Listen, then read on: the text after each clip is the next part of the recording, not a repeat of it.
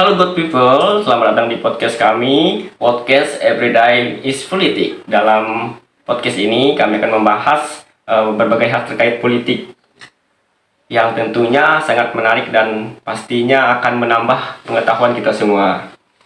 Bersama aku Pelikwan, aku akan menjadi pemandu kita semua untuk menikmati podcast kali ini. Dan pastinya aku tidak sendiri. Tapi di sini saya telah menghadirkan dua orang untuk menyampaikan pendapatnya terkait politik. Langsung aja deh kita perkenalkan satu-satu.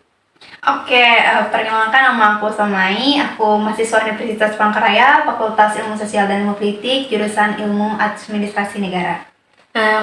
Perkenalkan aku Elsa Novianti. Aku sama kayak Salma, aku dari Universitas Palangkaraya, Fakultas Ilmu Sosial dan Ilmu Politik, jurusan Ilmu Administrasi Negara. Kami satu kelas. Oke, tanpa membuang waktu banyak, kita mulai saja podcast kali ini. Oke, langsung aja aku mau tanya ke Selmai, apa menurut kamu tentang politik? Oke, kalau menurut saya, politik itu adalah suatu konsep yang membahas tentang kekuasaan yang mencakup upaya mendapatkan, memperluas, dan mempertahankan kekuasaan. Saya juga berpikir kalau politik itu tidak hanya berhubungan dengan relasi kekuasaan, tapi juga ada kaitannya dengan relasi negara dan masyarakat. Nah, jadi politik bisa diartikan sebagai hubungan masyarakat dan negara, dan bisa juga berhubungan dengan segala kebutuhan sehari-hari. Nah, politik juga sebagai pedoman dalam mengatur jalannya kegiatan politik serta dasar moral bagi pelaku politik untuk menyelenggarakan negara. Nah, tadi aku kan sudah bertanya sama Selmai, aku tanyain tentang apa itu politik. Sekarang aku tanya sama Elsa, menurut kamu ilmu politik itu apa? Jadi kalau menurut aku sendiri, kalau politik itu kan kata Selma dijelaskan sebagai segala kegiatan yang berhubungan dengan yang namanya pemerintahan, termasuk dengan pembuatan kebijakan, pengambilan keputusan, dan juga tentang pelaksanaan kekuasaan. Nah, jadi kalau menurut aku ilmu politik itu dapat diartikan sebagai suatu bidang ilmu gitu yang mempelajari tentang segala gejala, tentang segala masalah, ataupun fenomena sosial politik yang terjadi di dalam suatu pemerintahan. Nah, yang dimana ilmu politik itu digunakan sebagai hal untuk memperoleh yang namanya keterangan-keterangan yang sifatnya kebenaran. Jadi ilmu politik yang benar gitu, fenomena-fenomena yang kebenarannya harus ada gitu. Nah, nantinya kalau udah ketemu yang namanya kebenaran dalam suatu politik itu, dalam suatu masalah politik, kebenarannya udah ketemu, akan ada pengkajian yang namanya dikaji dengan teori-teori politik. Nah, teori-teori politik ini nantinya akan menawarkan beberapa solusi yang cocok untuk mengatasi masalah perpolitikan yang terjadi. Menurut aku lagi, ilmu politik itu mengkaji tentang beberapa aspek. Ada mengkaji tentang negara, tentang kekuasaan, tentang pemerintahan, legitimasi, tentang masyarakat, lalu tentang pengambilan keputusan dan kebijakan umum, serta tentang pembagian hal dalam pemerintahan, entah itu dalam pembagian kekuasaan, dalam pembagian sumber daya, pembagian sumber ekonomi, dan pembagian-pembagian hal yang dirasa dibutuhkan dalam pelaksanaan pemerintahan dan negara. Itu sih menurutku tentang ilmu politik. Tadi kan dikatakan penerapan teori-teori ilmu politik untuk memberikan solusi atas fenomena sosial politik. Iya, Nah, benar. boleh dong kasih penjelasan tentang teori politik?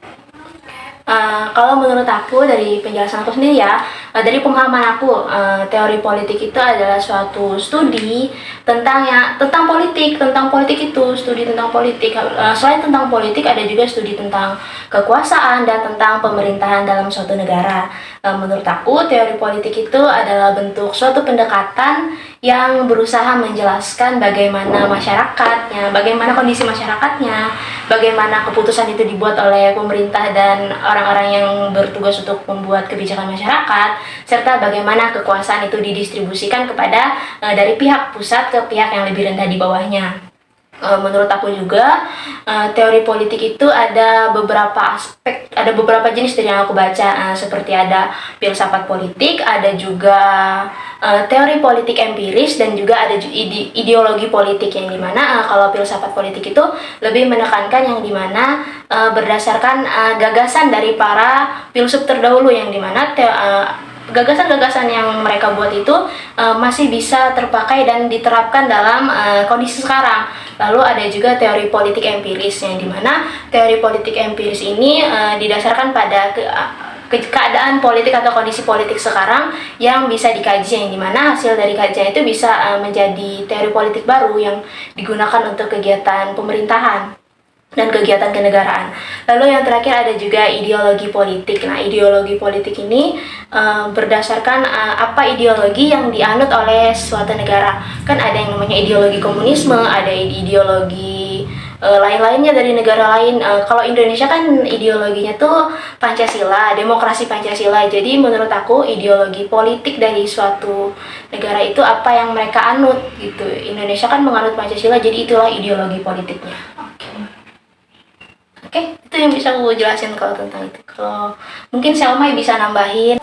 Nah, teori politik sangat penting untuk membantu menganalisis fenomena-fenomena politik yang sedang terjadi. Hasil dari analisis ini digunakan untuk membuat gagasan-gagasan baru. Selain untuk analisis, teori-teori politik juga berguna sebagai dasar, norma atau moral bagi perilaku politik seperti penyelenggaraan kehidupan bernegara, memahami bagaimana kekuasaan bekerja, mengevaluasi kebijakan publik, dan melihat partisipasi masyarakat dalam proses politik seperti itu. Kan teori politik ada banyak nih, boleh jelasin nggak apa aja teori-teori politik yang kalian tahu biar makin mudah memahaminya. Boleh sekalian jelasin gimana penerapan teori politik tersebut di Indonesia. Dilihat dari kondisi politik di Indonesia saat ini. Boleh dari Selma dulu untuk menjelaskan teori-teorinya. Oke, kalau saya lebih banyak memahami teori-teori politik yang berkembang pada masa sekarang atau bisa disebut kontemporer. Ada beberapa teori politik kontemporer yang saya pahami seperti teori liberalisme modern yang menekankan pada kebebasan individu, hak asasi manusia, dan demokrasi sebagai bentuk pemerintahan terbaik. Demokrasi Indonesia yang sekarang berkembang mencerminkan banyak elemen dari teori liberalisme, di mana ada kebebasan pers, pemilihan umum yang bebas, dan hak-hak individu yang dijamin oleh konstitusi. Jadi Pancasila sebagai dasar negara Indonesia juga terlihat dalam isinya yang menerapkan prinsip-prinsip dasar liberalisme seperti kebebasan berpendapat, kebebasan beragama, dan perlindungan hak asasi manusia. Dan ada juga teori kontemporer seperti demokrasi liberatif, adalah pendekatan dalam demokrasi yang menekankan pentingnya proses diskusi yang rasional dan inklusif. Dalam pembuatan keputusan politik. Dalam kondisi politik di Indonesia, teori ini sangat relevan dengan demokrasi di Indonesia yang lebih berfokus pada penyelenggaraan pemilihan umum, musyawarah untuk mufakat, peningkatan ruang publik untuk diskusi, demokrasi lokal, seperti desa, dan juga forum-forum perencanaan pembangunan partisipatif, masyarakat desa atau kecamatan, dan pemerintahan partisipatif atau partisipatif aktif dari masyarakat dalam pembuatan pembahasan kebijakan. Seperti itu. Dan ada juga namanya teori globalisasi. Teori globalisasi ini adalah proses di mana di dunia ini menjadi semakin terhubung melalui teknologi, ekonomi, dan budaya. Teori globalisasi ini berfokus pada bagaimana negara-negara termasuk Indonesia beradaptasi dan bereaksi terhadap tantangan yang ditimbulkan oleh globalisasi ini. Berkat globalisasi ini, Indonesia semakin terhubung dengan ekonomi global seperti meningkatnya perdagangan internasional, investasi asing, dan teknologi. Dan ada juga namanya teori multikulturalisme, menekankan pentingnya pengakuan dan penghargaan terhadap keragaman budaya, agama, dan etnis dalam masyarakat. Di Indonesia adalah negara yang mengakui keberagaman ini. Indonesia sangat beragam, di mana Indonesia memiliki lebih dari 300 kelompok etnis, 6 agama yang resmi, lebih dari 700 bahasa, dan ribuan warisan budaya. Pancasila sebagai dasar negara yang Bhinneka Tunggal Ika sebagai semboyan negara Indonesia adalah instrumen yang digunakan untuk mempromosikan prinsip persatuan dan keberagaman. Dan juga ada namanya teori elitisme, sepertinya Indonesia menganut teori elitisme yang menyatakan bahwa kekuasaan politik yang berada di tangan sekelompok elit yang memimpin masyarakat. Dan meskipun ada sistem demokrasi, elit tetap memiliki kontrol yang lebih besar atas keputusan politik. Jadi elit tuh yang lebih tinggi kuasanya daripada masyarakat lagi, walaupun Iya. dalam sistemnya masyarakat Iya, tuh lebih seperti tinggi itu, gitu. ya. Elit Oh. Juga Ya, ini oke, juga oke. termasuk yang lebih besar Mm-mm. atas keputusan politik seperti itu. Oke. Kalau Elsa gimana? Teori-teori politik apa aja yang kamu tahu? Nah, kalau untuk aku sendiri, aku lebih banyak tahu tentang teori-teori politik yang berkembang di zaman dulu. Misalnya kayak teori-teori politik klasik sama teori-teori politik yang ada di zaman pertengahan gitu. Ada beberapa teori-teori politik yang aku tahu yang ada diterapin di Indonesia sendiri dalam perpolitikan Indonesia. Yang pertama, ada teori politiknya dari Montesquieu, yang dimana teori tentang pembagian kekuasaan, yaitu pembagian kekuasaan berupa trias politika, yaitu ada eksekutif, legislatif, dan yudikatif. Yang dimana pembagian kekuasaan ini ditujukan untuk pemerintahan yang lebih stabil dan pembagian kekuasaan yang sama rata gitu. Jadi nggak ada yang namanya tumpang tindih kekuasaan dan tumpang tindih tugas dalam pelaksanaan pemerintahan. Lalu yang kedua ada juga teori politik Aristoteles, yang dimana dia mengatakan negara yang ideal adalah negara yang didasarkan pada hukum dan konstitusi.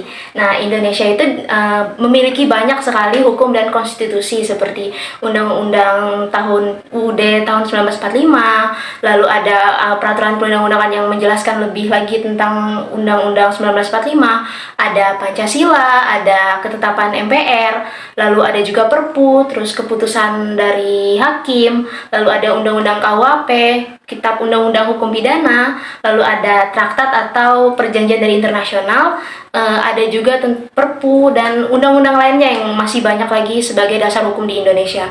Oke, teori klasik selanjutnya yang aku pahamin itu yang teori kepemimpinan dari Aristoteles dan Plato. Nah, yang pertama aku jelasin yang tentang teori kepemimpinan dari Plato. Nah, kalau dari Plato dia ada bilang kepemimpinan yang baik itu adalah pemimpin pemerintahan oleh filsuf atau raja.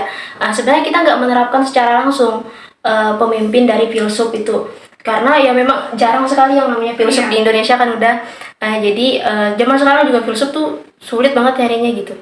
Jadi tapi kata Plato, pemimpin yang bijaksana dan pemimpin yang mempunyai kebajikan itu adalah pemimpin yang baik. Nah, jadi makanya kita tuh mengadopsi pencarian kepemimpinan dari Plato itu, yaitu kita mencari pemimpin yang bijaksana, pemimpin yang baik, tapi didasarkan pada pemilihan umum. Jadi kita yang milih, kita yang ngelihat pemimpinnya itu baik atau enggak untuk kita gitu. Lalu ada teori kepemimpinan kedua itu dari Aristoteles, yang dimana kata Aristoteles kepemimpinan yang baik adalah pemimpin yang mementingkan kepentingan umum. Ini didasarkan pada pemimpin yang lebih pro kepada rakyatnya, jadi dia tuh ngelakuin semua hal itu untuk rakyatnya. Memang di Indonesia tuh sebenarnya banyak pemimpin yang baik, pemimpin yang benar-benar ngepentingin yang namanya kepentingan rakyatnya. Cuma kadang-kadang ditutup sama mungkin orang-orang yang kelihatannya nggak terlalu suka sama pemimpin itu. Lalu mungkin ada salah satu kebijakan yang dia buat, tapi sebenarnya kebijakan itu nggak cocok sama masyarakatnya. Tapi sebenarnya masih banyak kebijakan yang dia buat itu menguntungkan rakyatnya gitu. Jadi apa itu namanya, kalau misalnya kita lihat pemimpin yang baik itu adalah pemimpin yang memiliki keinginan untuk menjaga kepentingan umum masyarakatnya. Menurut aku ke teori klasik yang ini teori bukan dari klasik sih, dari teori di era pertengahan, yaitu teori dari Niccolo Machiavelli, yaitu tentang kekuasaan dan cara-cara realistis untuk mendapatkannya. Jadi Niccolo Machiavelli itu bilang pemimpin itu harus menggunakan kekuasaan, harus menggunakan cara-cara yang emang di luar nalar, memang kayak gak sesuai sama yang namanya hak asasi manusia, tapi itu emang harus untuk menjaga dan mempertahankan kekuasaan dia.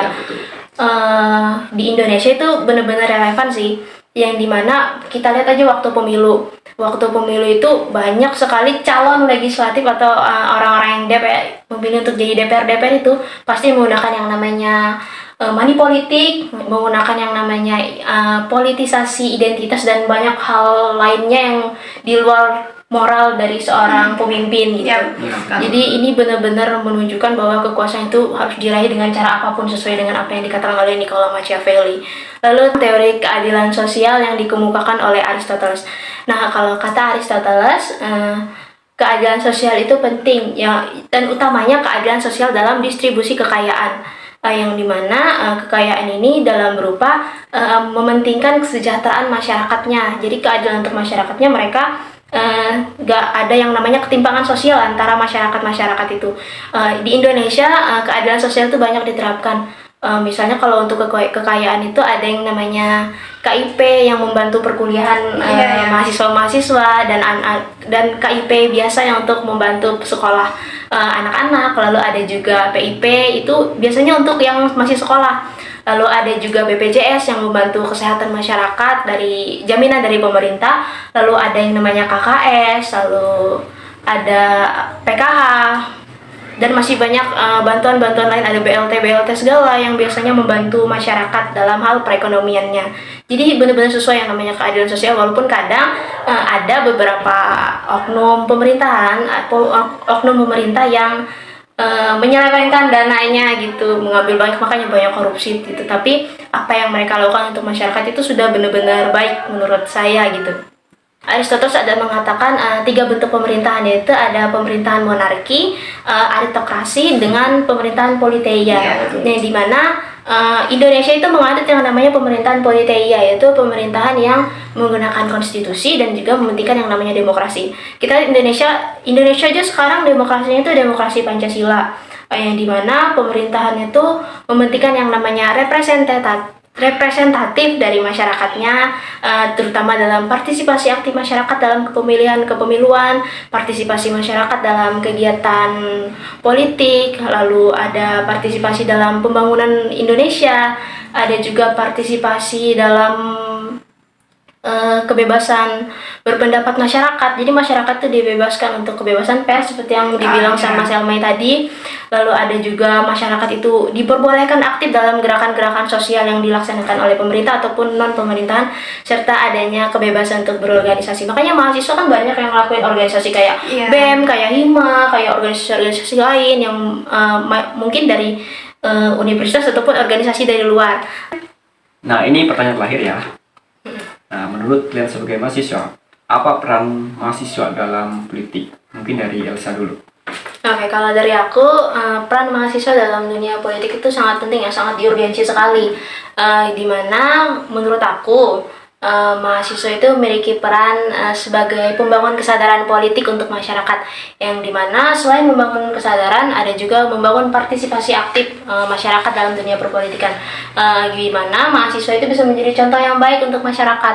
Contohnya dalam kegiatan kepemiluan, dimana diharapkan mahasiswa itu bisa aktif dalam kepemiluan, seperti jangan golput dalam pemilu. Untuk tugas yang lebih jauh lagi, mungkin mahasiswa itu bisa menjadi anggota KPPS gitu kan. Bisa, bagian umurnya juga udah cukup. Jadi tahu gimana sistem-sistem kepemiluan, tahu hak-hak dan asas-asas kepemiluan gitu. Jadi punya ilmu yang lebih besar lagi tentang dunia perpolitikan, terutama dalam kepemiluan.